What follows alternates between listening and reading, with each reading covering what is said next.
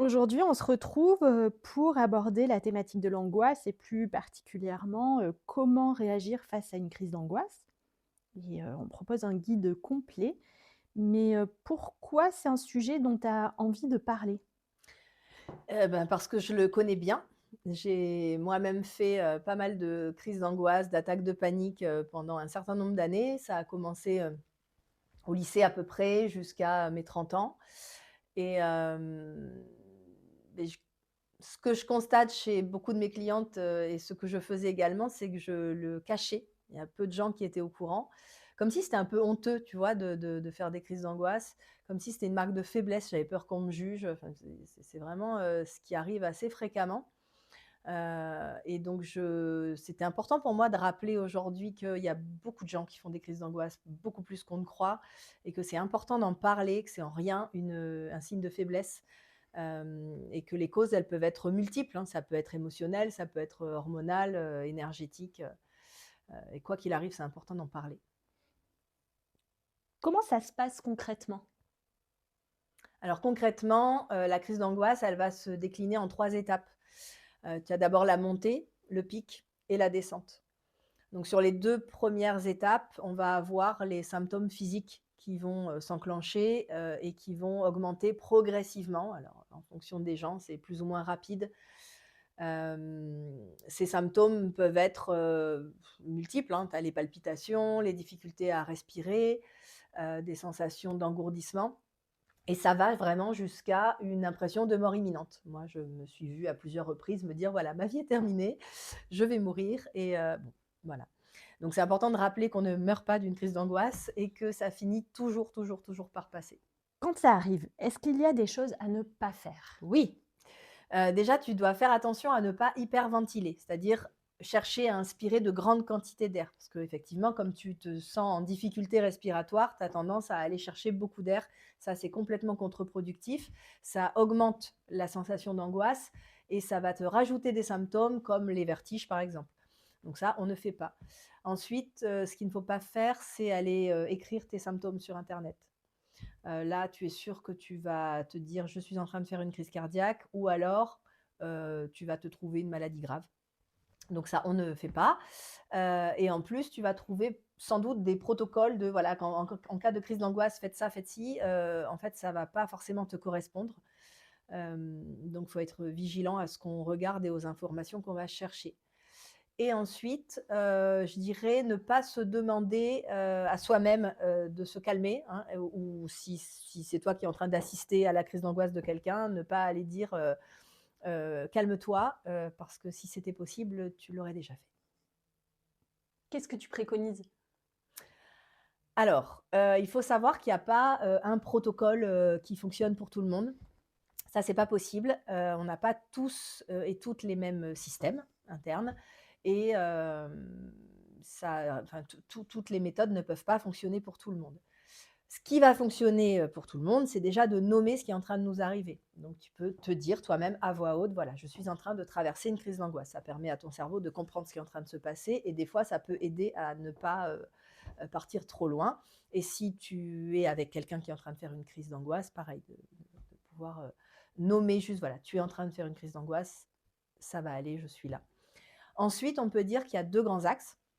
Tu as les personnes qui vont avoir besoin, d'un retour au calme, donc elles vont avoir besoin de s'asseoir, de pratiquer une respiration, lente et profonde et d'une stimulation sensorielle froide, par exemple se mettre de l'eau froide sur le front ou sur les poignets. Pour d'autres, ces méthodes de retour au calme vont pas être efficaces du tout.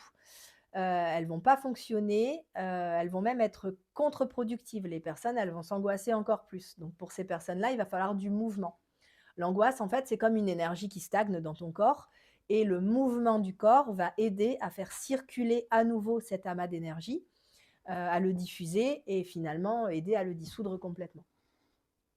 Qu'est-ce que tu peux conseiller à quelqu'un qui veut aider une personne qui traverse une crise d'angoisse? Alors ce que je lui conseillerais, c'est déjà de lui de demander à la personne qui est en train de faire une crise d'angoisse, de quoi tu as besoin. Il faut penser que les personnes qui sont sujettes aux angoisses, elles en sont rarement à leur première crise et parfois, bah, elles savent par expérience, ce qui va les apaiser ou pas. Donc 1re chose, demander la personne a peut-être la réponse. Ensuite, c'est lui rappeler que ça va passer, que ça passe toujours, et lui demander si c'est OK de lui parler. Parce qu'il y a des personnes qui ne vont pas avoir envie d'entendre quelqu'un qui leur parle dans les oreilles, là.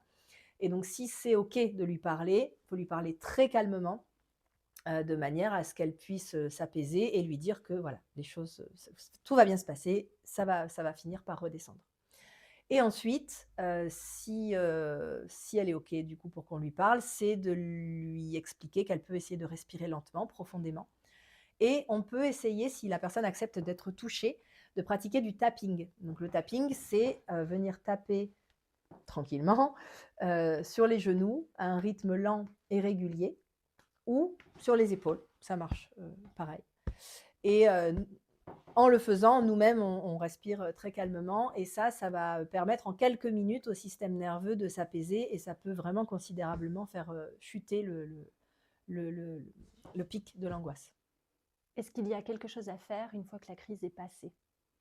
Ouais, c'est important de veiller à bien se reposer, parce qu'il ne faut pas négliger l'impact de la crise d'angoisse sur le corps, c'est quand même assez éprouvant.